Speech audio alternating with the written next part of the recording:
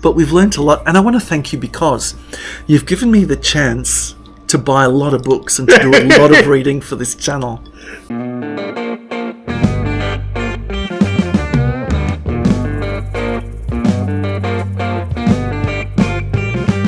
Welcome to Seussology. You're here with Gunnar, of course with Seuss. What a year we've had. Happy Christmas to you all.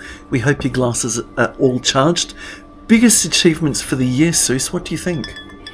We no longer have a wobbly table in the studio. We no longer do. As promised and expected, Dixie, who's sometimes on the channel, did in fact break the Australian powerlifting record for deadlift.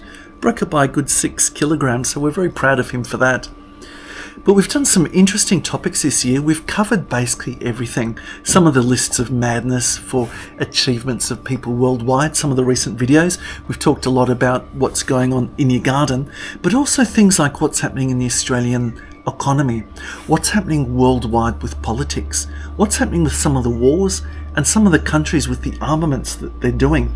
So we've had a pretty broad brush, but we've learnt a lot, and I want to thank you because you've given me the chance to buy a lot of books and to do a lot of reading for this channel. But it's interesting when we think about we're coming to the end of 2025, the conflict is still ongoing in the Ukraine, and the economy is still changing, and I think we're still seeing the ripples of the end of COVID. Now let me tell you why I say that. In Australia, when we came out of COVID, in 2022, we had the lowest unemployment rate in this country for 50 years. Yep. Basically unheard of. And then quickly we had inflation shoot up at about 8.25%. So everybody had this pent-up demand to go out, do things. They wanted to travel. They wanted to spend money. They wanted to do things that they basically weren't able to do as prisoners during COVID. But the reason for that low unemployment, obviously, was because the government was just throwing money at the wind. And what happens when you produce money and you throw it to people? They end up spending it. You have more people voting for the same product, and essentially you get the inflation. Now, we're feeling the impacts of that now. We're still going through a period of high inflation. Unemployment has been rising, but it's still actually historically pretty low. And in fact, our interest rates are still historically pretty low as well, albeit we had a series of large interest rate hikes since COVID. And you can see the government is still out really deciding, I should say the Reserve Bank, on what to do regarding interest rates going forward. Well, they're reckoning, the Reserve Bank has said that excessive government spending is what's holding them back from reducing interest rates further. Isn't that incredible? It's the government overspending. So Kerry Packer was a famous millionaire in Australia, and he was famous for saying that the problem with governments is that they're not very good at allocating capital. Yep. I think never a truer word has ever been said. But Australia, we're the minnows in the Pacific Ocean, and the true titans or whales, of course, are the United States. Whatever happens overseas, across the pond for us, it affects the rest of the world. Oh, and China. Yeah, well, America's affecting China a lot. Let's talk about that. This is just a quick break to let you know about vidIQ. I don't normally recommend stuff on my channel. If you're a small-time YouTuber, you're just starting out, or you're only reasonably new in the game, let me tell you, it'll change how you approach and how you make YouTube videos and get successful with it by getting onto vidIQ. I'll have the link down below. Thumbnails, descriptions. It'll automatically make shorts out of your existing long-form video. It'll optimize them for you. It's a complete toolkit, and not only can you sign up for free, as you grow, you'll subscribe to them and you'll get even more features. And let me tell you, it'll get you from being just an amateur and get you start riding that wave to making $1 on YouTube. I've used them probably now for 6 months, and I wish I would have known about it from the beginning. Get onto it, use the link below, and you'll start growing like I did. I couldn't recommend them highly enough. Have a look at them and give them a go. So you might remember it was going to be April the 1st, Liberation Day, but the problem is that in the English-speaking world, that's April Fool's Day. Yeah. Couldn't have been a better day for it when Liberation Day was declared. And Trump came out basically with a series of handwritten boards showing the new tariffs that were going to be introduced for each country. We did do a video on it on Seussology, which is kind of fun to do. The impact is, though, that in an economy, whenever there's uncertainty, it's bad for the economy. It's bad for growth because people don't want to invest in an economy where there's uncertainty. America's facing some troubles.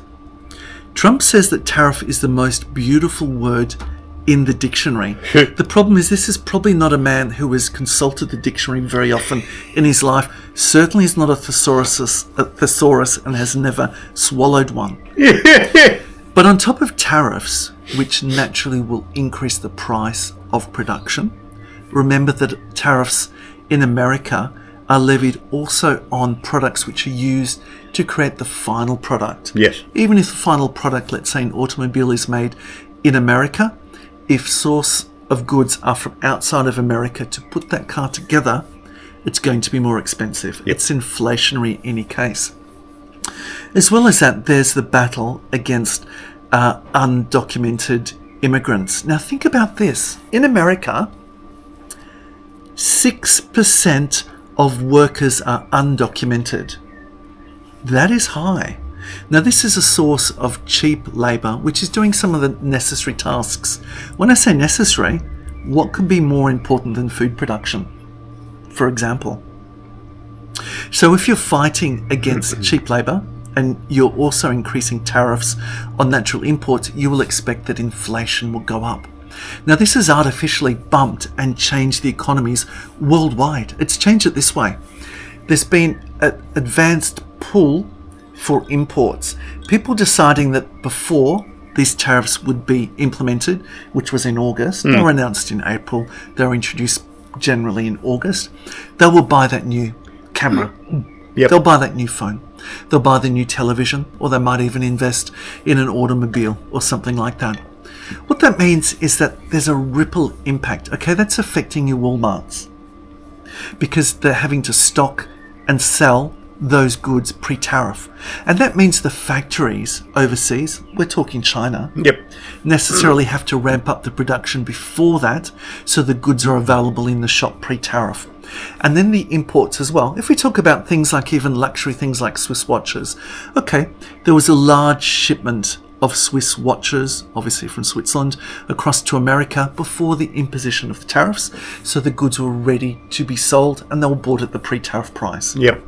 So we've artificially, fundamentally transferred the demand for the goods. We forward pulled it. And that means that the money's not in people's pockets anymore to buy it. And further, when they are ready to buy, it's not at the old price, it's going to be at the new price. So we're not expecting the same level of demand. In America, they're expecting maybe another 2 interest rate cuts, expecting that the demand will drop. What happens then?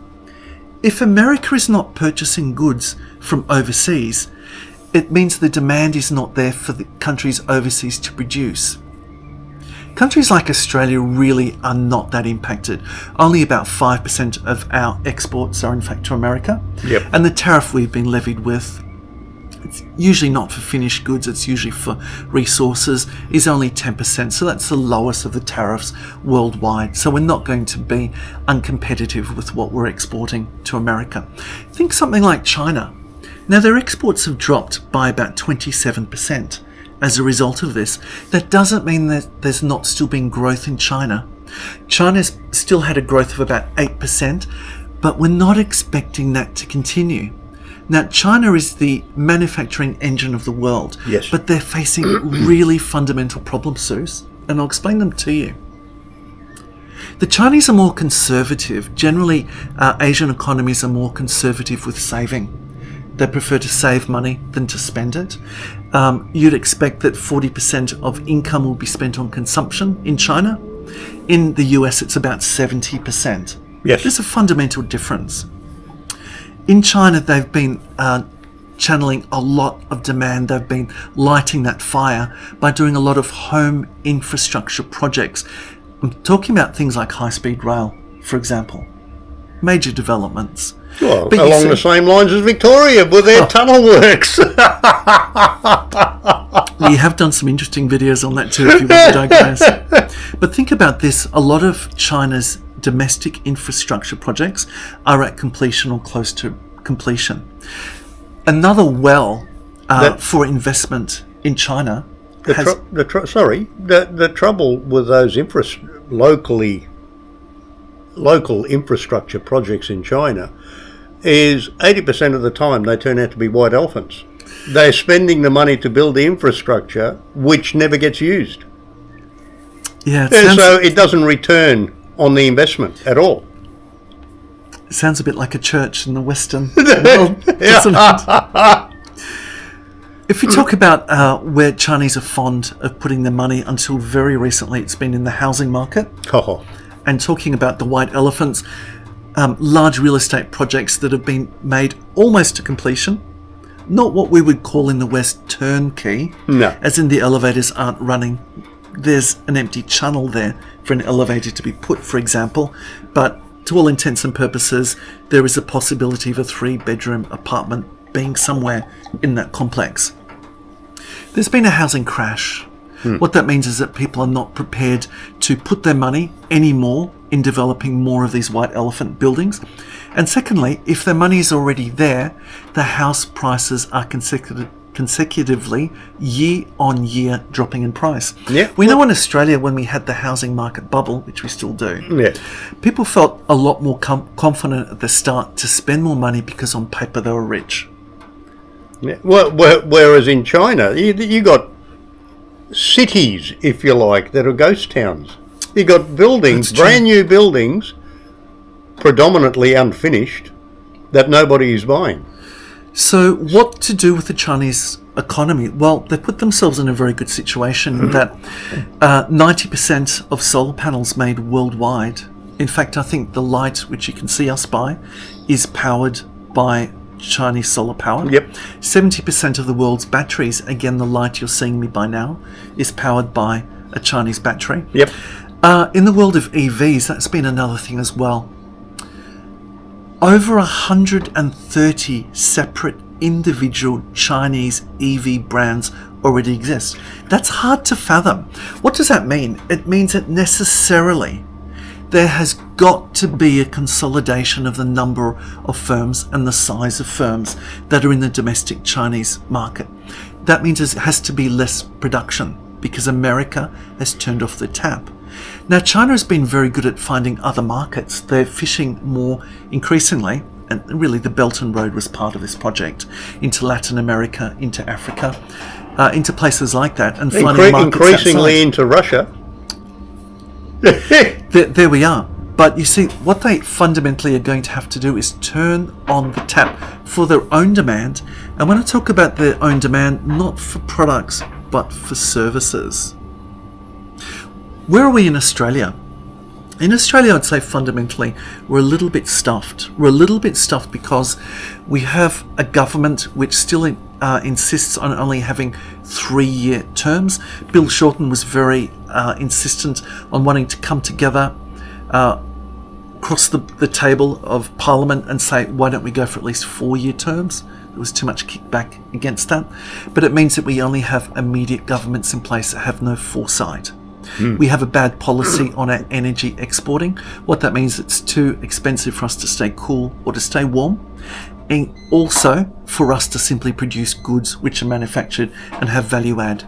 50% of our exports are essentially in things like coking coal, iron ore, Gas. That's essentially it. We're not adding value. We have ridden the dragon. We've ridden the coattails of China and enjoyed the economic boom without actually selling value-added products.